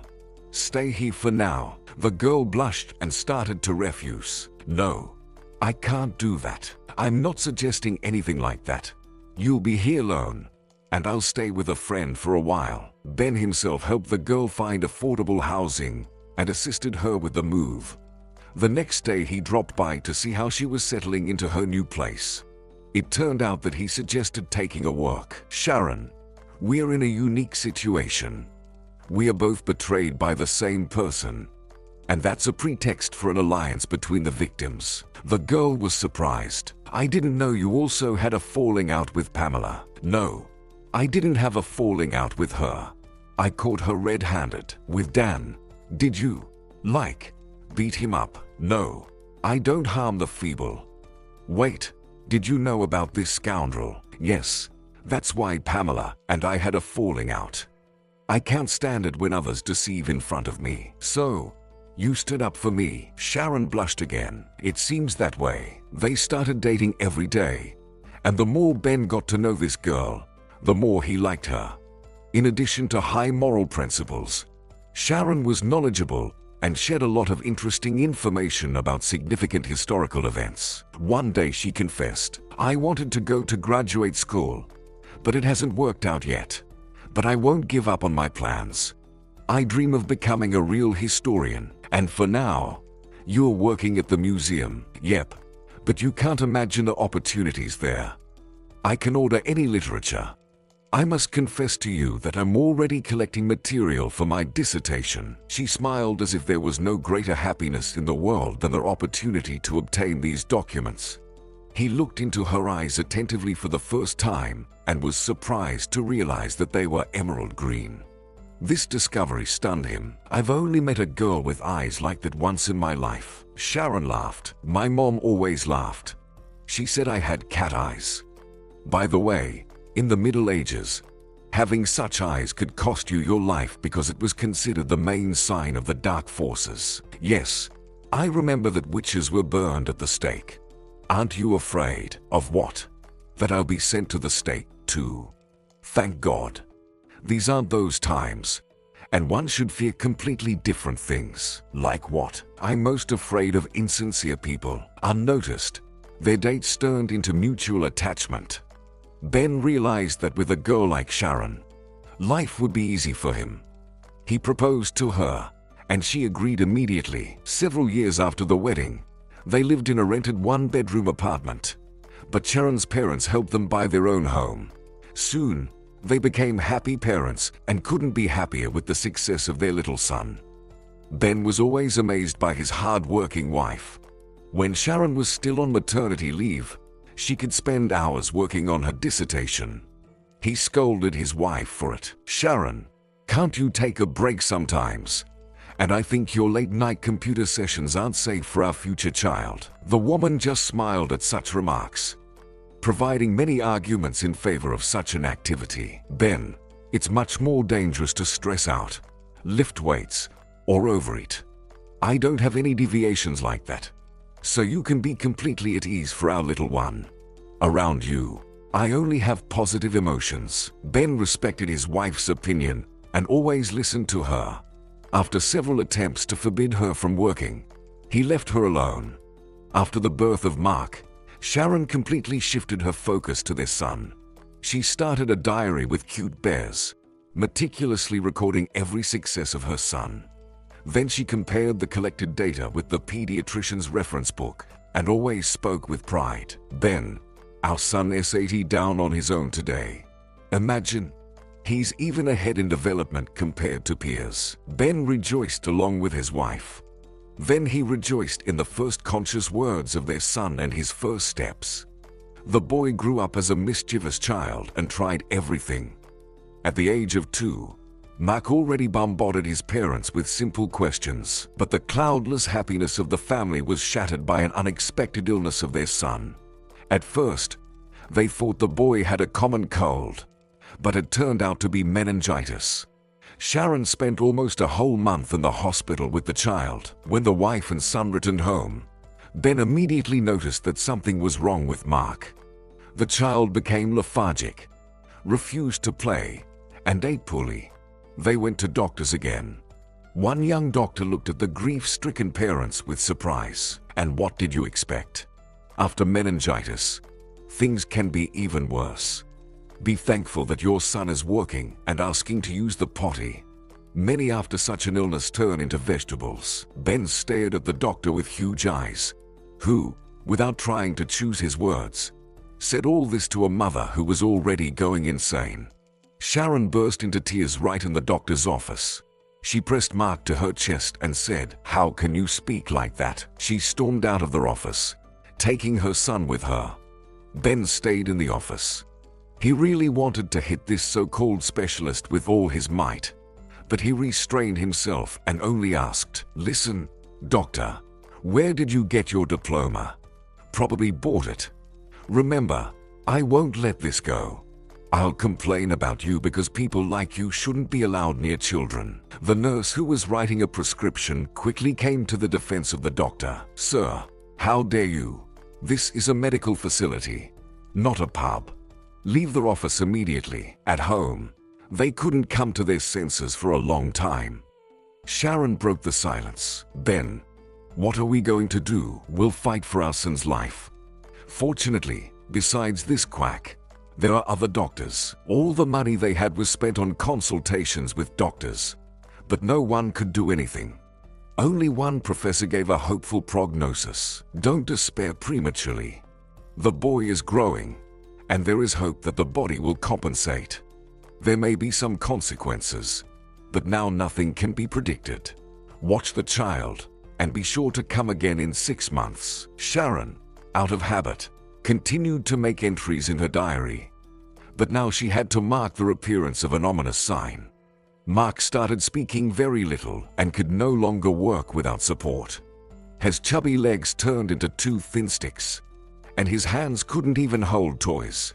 Following the advice of a renowned professor, they returned for a consultation after 6 months. They were immediately sent for examinations.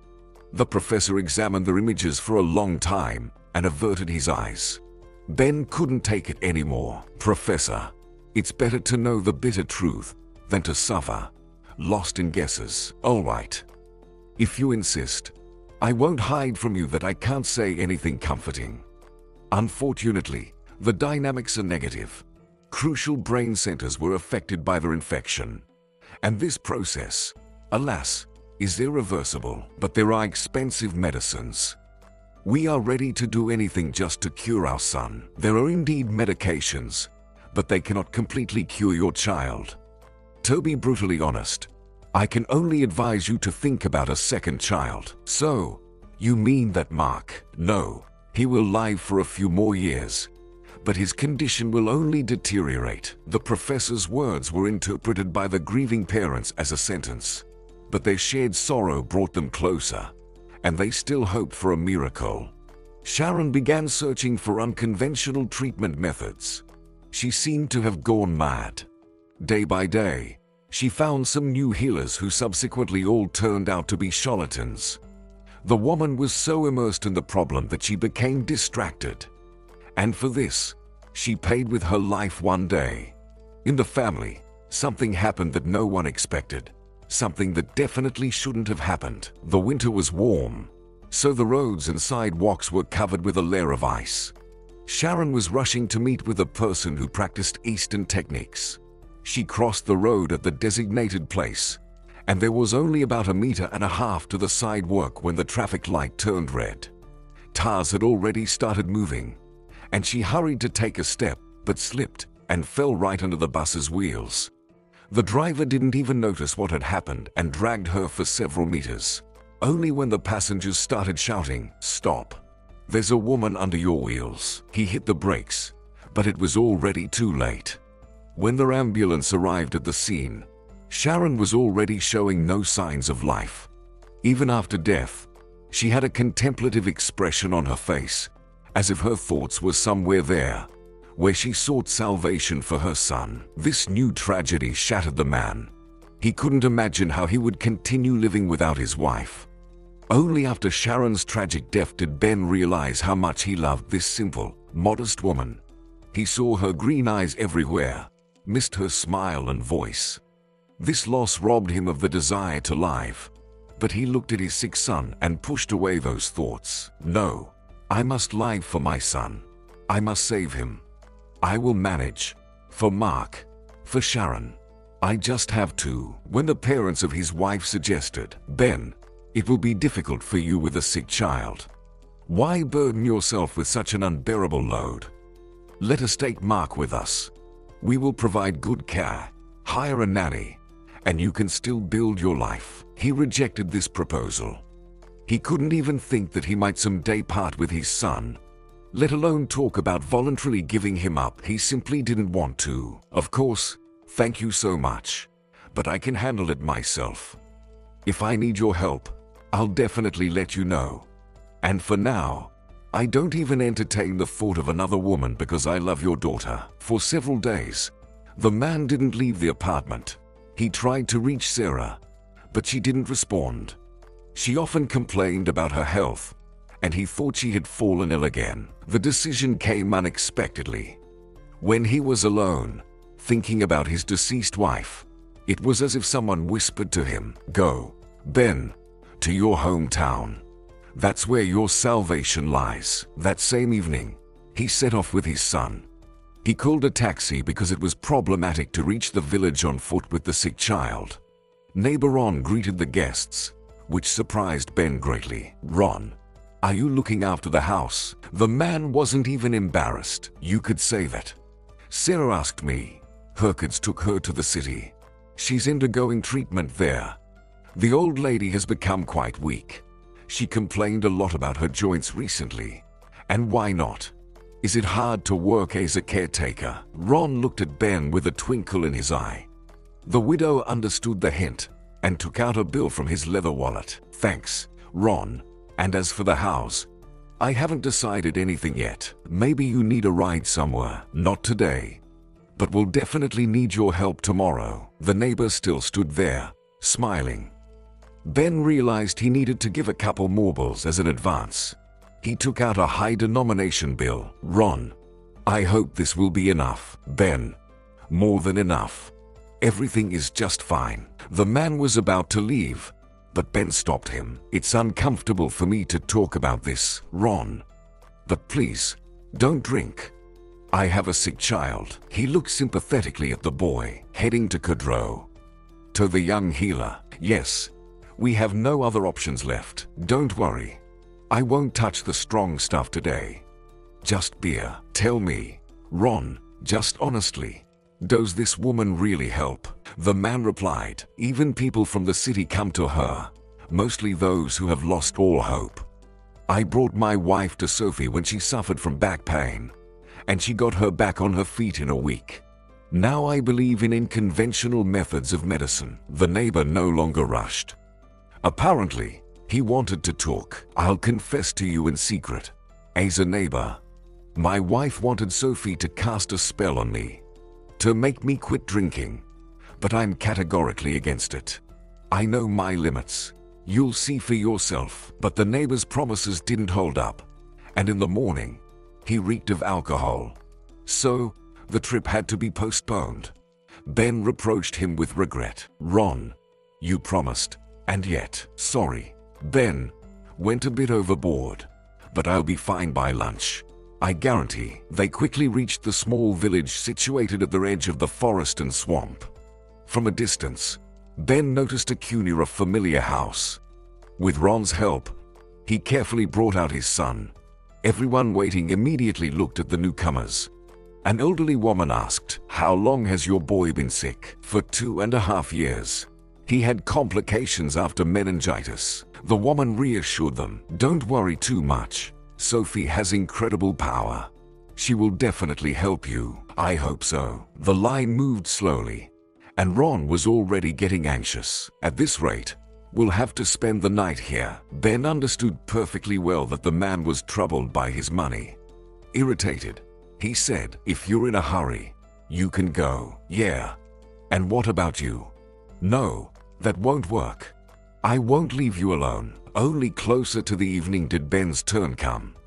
Sophie hadn't changed at all since that meeting when he experienced a real shock, diving into her incredible eyes. The healer recognized him right away. "I've been waiting for you for a long time. You should have brought the child to me earlier." She examined Mark exactly as licensed doctors would. Seeing surprise on the father's face, she smiled slightly. "You probably thought I would run around with a drum and utter strange words. No. In my practice, I rely on the fundamentals of medical science. And I have basic knowledge. I graduated from medical college." Sergi really wanted to ask her why she didn't work in a hospital, but she preempted him again. "It's my destiny, and I must fulfill my mission. My grandmother told me so.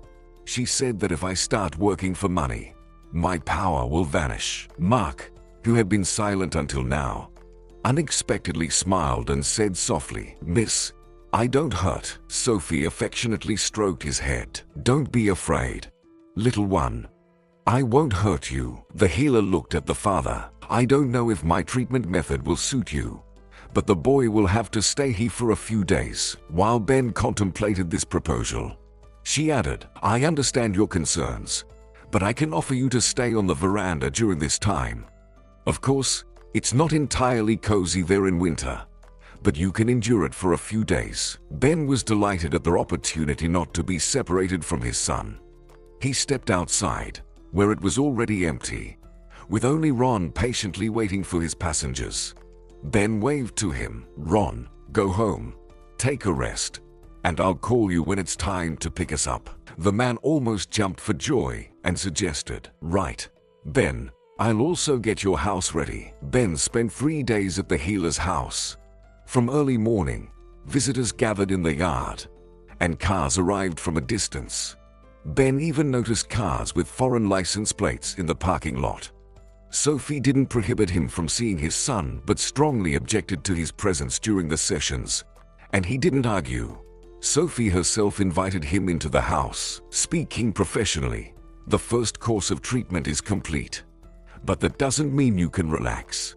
You need to bring Mark back to me in a month, and we'll repeat the treatment." Ben listened to her and nodded in agreement.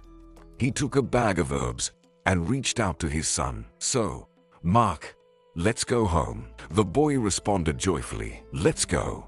Dad, can we visit Miss Sophie again? She's kind. She told me many fairy tales." Ben looked at his son with surprise. He almost stopped talking. He understood speech addressed to him but didn't speak. "You've worked a miracle," the healer calmly said. "Don't rejoice prematurely. Mark has a long way to go in treatment if you want the boy to fully recover. And what parent wouldn't want that?" The woman replied, "There are all kinds, but it's not for us to judge. So, I'll be waiting for you in a month." Spring arrived imperceptibly. The day before, Ben had planned to visit his grandmother's grave with his son. Mark insisted on going with him. "Dad, I swear I won't misbehave. I know how to behave in such places." Ben looked at his son and still couldn't believe this was his child, his perfectly healthy son.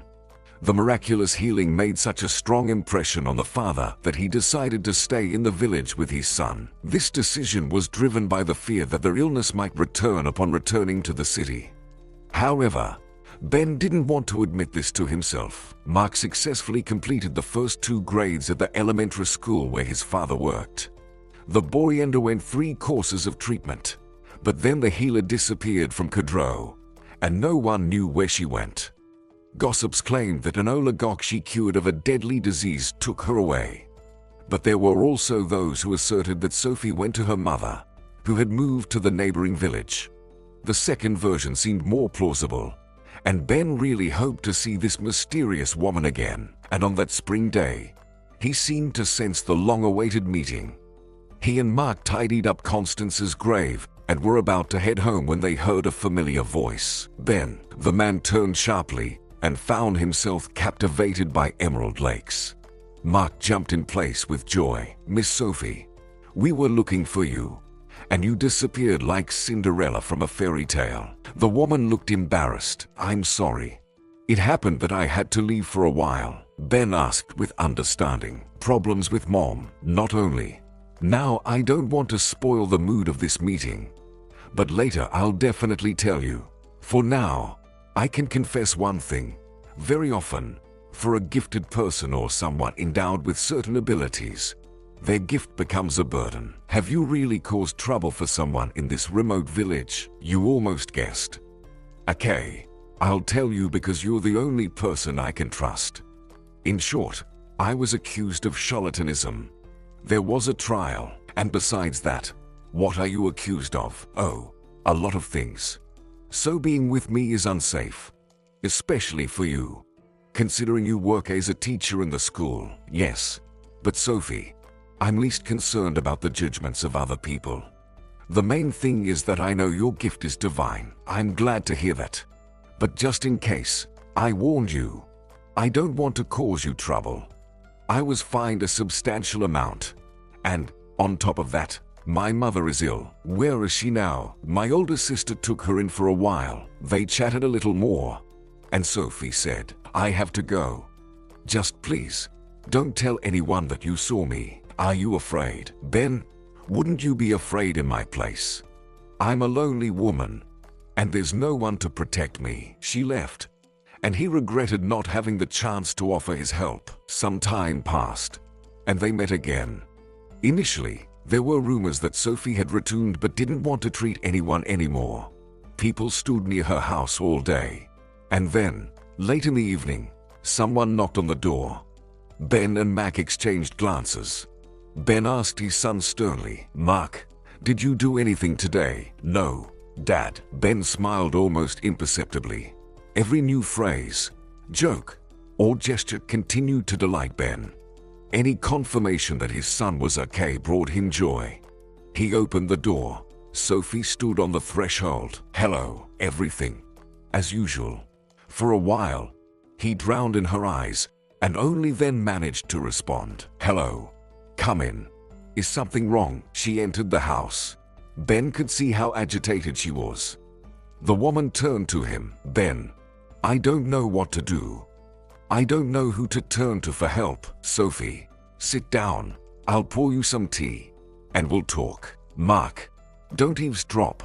Go to bed." "Well, Dad," I said, "go to sleep. School tomorrow. Mark went to his room.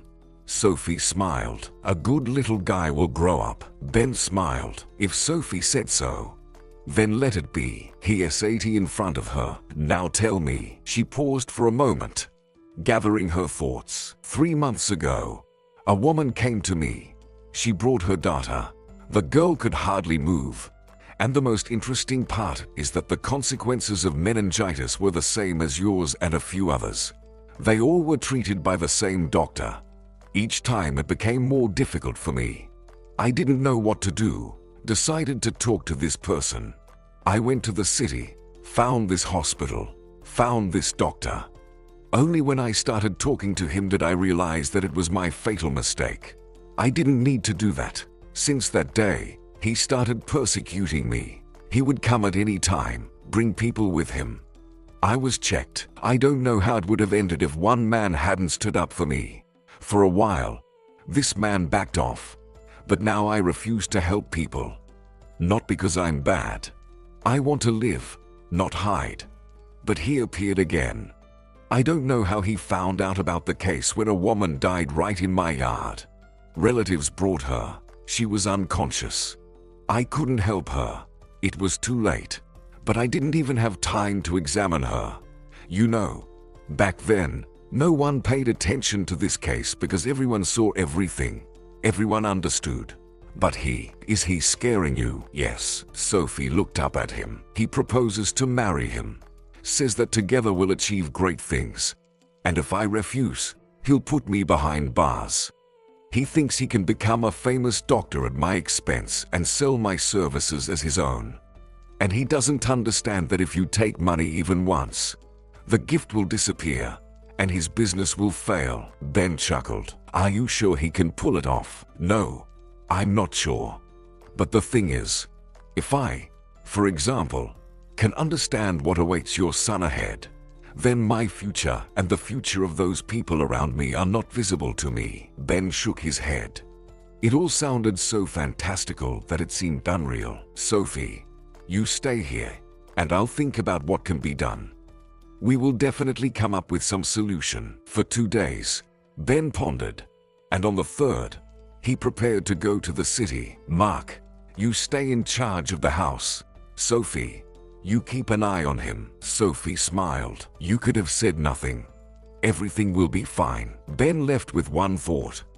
He must come back and tell Sophie that she doesn't need to be afraid anymore. He had to run around, remember all his friends, and even ask for help from Sharon's parents. Even from a distance, he felt the support of Sophie.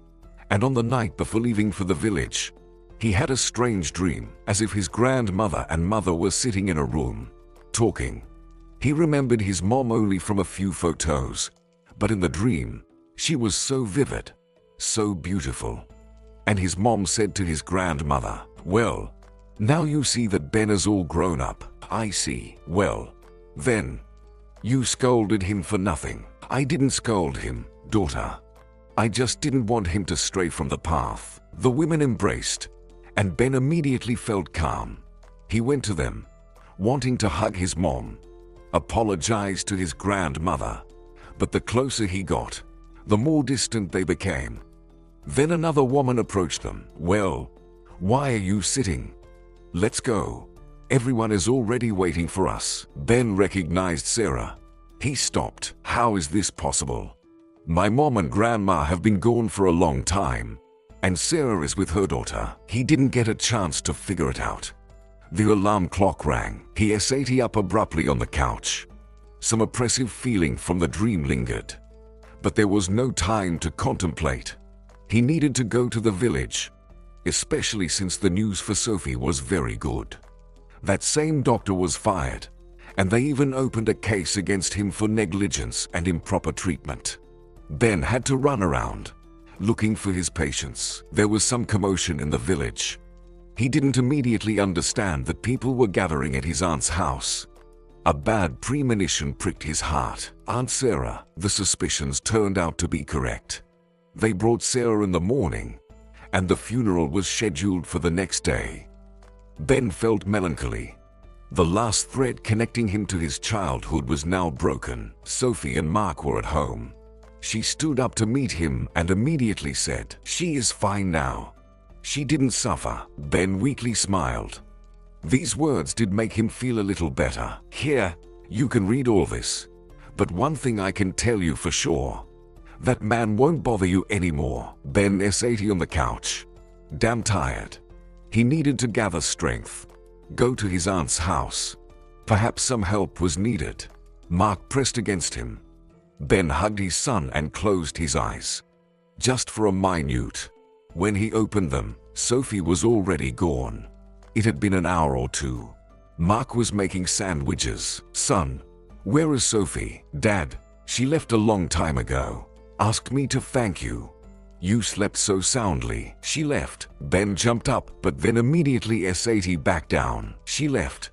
So, he made up something incomprehensible himself. Why does she need him?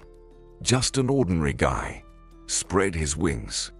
Protector." He decisively walked to the door. "Mark, you make tea for now, and I'll go to Aunt Sarah. Say goodbye." The boy looked at him seriously. "Dad, she won't hear it. That's how it's supposed to be, son." It was strange that Mark took his words so calmly.